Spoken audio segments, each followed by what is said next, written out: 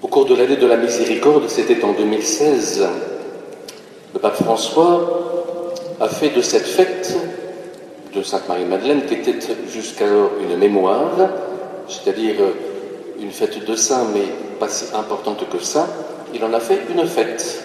Et ici, comme cette église est dédiée à Marie-Madeleine, c'est une solennité, c'est une grande fête.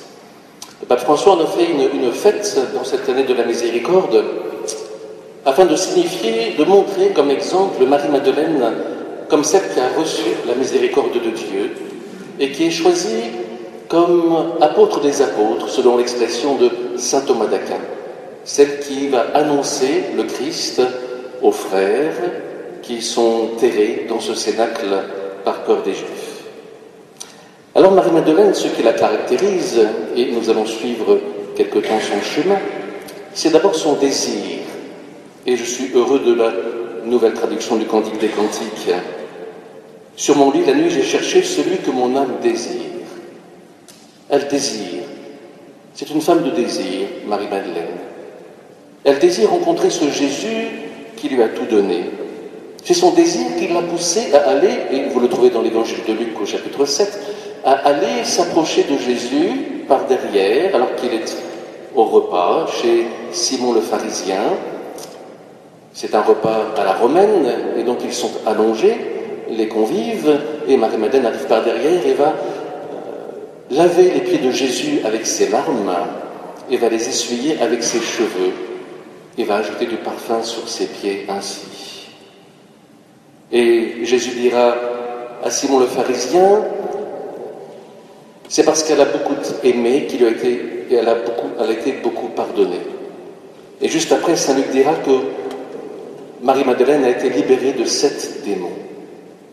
C'est aussi le désir de Marie-Madeleine qui l'a fait aller au tombeau et qui l'a fait rester au tombeau. Elle désire tenir ce Jésus, celui qu'elle aime, celui que son âme désire. Elle désire le tenir, le toucher. Et je vous cite une homélie de saint Grégoire le Grand sur le désir. Il faut mesurer avec quelle force l'amour avait embrasé l'âme de cette femme. Elle recherchait celui qu'elle ne trouvait pas. Elle pleurait en le cherchant. Et embrasée par le feu de son amour, elle brûlait de désir de celui qu'elle croyait enlevé. Et Grégoire ajoute, c'est pour cela qu'elle était la seule à le voir, elle qui était restée pour le chercher. Et Grégoire dit aussi, l'attente fait grandir les saints désirs. Si l'attente les fait tomber, ce n'était pas de vrais désirs. C'est donc une femme de désir, Marie-Madeleine. Alors avant de continuer plus loin, quand même, je veux parler d'un élément, puisque beaucoup croient qu'il y a une relation amoureuse entre Jésus et Marie-Madeleine. Donc qu'est-ce que je vais vous dire là-dessus ? Voilà. Que Jésus se serait, certains le croient, livré corps et âme à Marie-Madeleine. Mais si c'était vrai, supposons que ça soit vrai, si c'était vrai, mais ça veut dire que Jésus se serait livré corps et âme à Marie-Madeleine ? Qu'il avait eu une femme qui était sa préférée ? Et que donc il n'est pas pour tous. Et que donc il n'est pas pour moi, qu'il n'est pas pour vous. Il n'était que pour Marie-Madeleine. Et c'est à ceci que nous croyons. Avez-vous entendu la deuxième lecture ? Car le Christ est mort pour tous. Il y a donc une incohérence entre la croix et le fait que Marie-Madeleine aurait couché avec Jésus. Ce n'est pas cohérent. La croix, elle est pour tous. Et donc Marie-Madeleine, si elle aimait Jésus, il n'y a pas eu de relation entre eux. C'est une foi profonde. Et s'il y a une relation entre Jésus et Marie-Madeleine, mais moi je n'ai plus rien à faire ici, il aurait mieux valu que j'aille me marier et avoir des enfants, plutôt que d'être ici. Mais c'est quelque chose de plus profond, d'un désir de quelqu'un qui vient la combler, mais qui n'est pas un désir qui va être comblé au niveau charnel. Et c'est ce désir-là. Sinon, elle aurait, entre guillemets, tout eu, Marie-Madeleine. Mais non, ce n'est pas de cela qu'il s'agit. Ceci étant précisé, mais ça me paraît important, puisque vous l'entendez souvent autour de vous, ceci, et que peut-être vous y croyez. Donc ceci étant précisé, je peux continuer. Marie-Madeleine, ce qu'elle nous dit aussi, Elle a été délivrée de 7 démons, est-il dit dans l'évangile de Luc. Qu'est-ce que c'est, ces démons? Elle était malade, elle avait des démons, ainsi. Alors moi je ne sais pas quels étaient ces démons, mais je peux dire quels sont les démons d'aujourd'hui. Et que peut-être elle peut nous aider sur ce chemin d'être guéris de nos propres démons. J'en cite quelques-uns. Vouloir absolument tout expérimenter. Vouloir absolument tout avoir. Tout posséder. Vouloir absolument tout réussir. Vouloir absolument avoir toujours raison. Vouloir tout de suite. Regardez comme nous nous énervons quand l'ordinateur ne nous donne pas tout de suite ce que nous lui demandons. Ou quand le téléphone portable ne répond pas. Par exemple. Vouloir que tout soit parfait. Vouloir tout faire avant que d'être. Vouloir tout maîtriser. Vouloir tout donner à son enfant. Avoir droit au tout bonheur. Vous noterez que dans le commun de tout ça, c'est le tout. Et ce sont des démons d'aujourd'hui. Des démons d'aujourd'hui qui nous font passer à côté de ce que Dieu veut nous donner. Tant que je veux tout comme ça, je passe à côté de ce désir de Dieu et de Dieu qui me désire aussi. Si je veux tout, je passe à côté du plus grand. Et donc il s'agit d'accepter, et c'est de cela dont nous avons besoin d'être délivrés, de ne pas tout vouloir, tout avoir, et donc d'accepter le manque.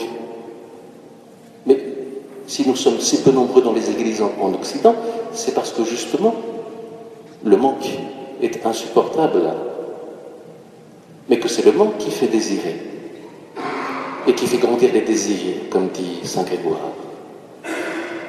Alors Marie-Madeleine est représentée en pénitente. Elle est représentée en pénitente dans le médaillon ici.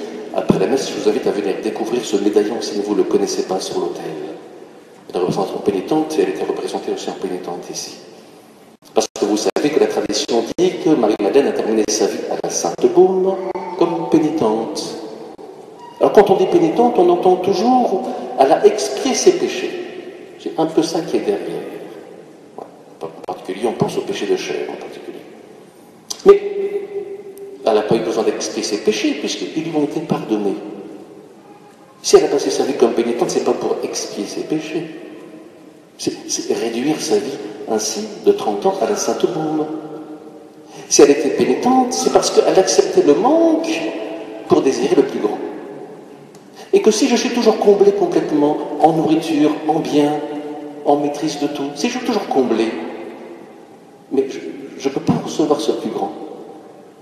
Et que la juste mesure dans nos vies, et le fait de manquer dans nos vies, c'est une chance pour nous d'avoir le plus grand, d'avoir le Christ, ainsi, de le recevoir. Vous avez noté dans le Cantique des Cantiques, à la fin il dit « Je l'ai saisi et je ne le lâcherai pas ». Voilà, ça c'est la femme de désir qui veut tout avoir ici. Et Marie-Madeleine, dans l'Évangile, elle apprend à ne pas saisir. Puisque Jésus lui dit « Ne me touche pas. Je ne suis pas encore monté vers mon Père et votre Père.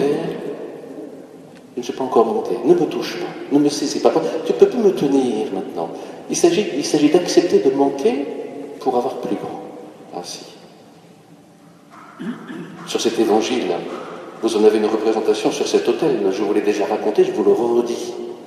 Marie-Madeleine qui pleure au pied du tombeau. C'est un autel tombeau, ici. Avec un ange à la tête, un ange au pied, comme dans l'évangile. Avec Marie-Madeleine qui pleure, ici. Et puis il y a le Christ Jésus qui est présent dans le tabernacle, qu'elle ne reconnaît pas. Et elle est invitée à l'appel de son nom, Marie. Et Dieu nous appelle chacun par notre nom. Elle est invitée à l'appel de son nom, à reconnaître le Christ qui est présent. À reconnaître le Christ présent dans le Saint-Sacrement, ici. Celui qui se donne à nous.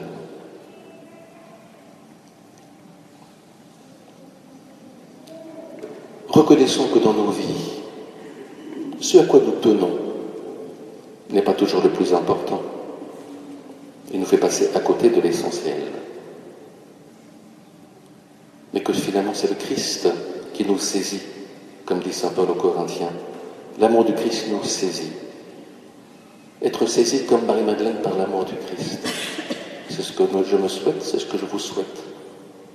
Et je lui demande de me délivrer de mes propres démons. J'en ai aussi. Dans ce que j'ai dit, il y a les miens aussi, bien sûr. D'être délivré pour recevoir tout du Christ. Sainte Marie-Madeleine, priez pour nous. Sainte Marie-Madeleine, Sainte Marie-Madeleine.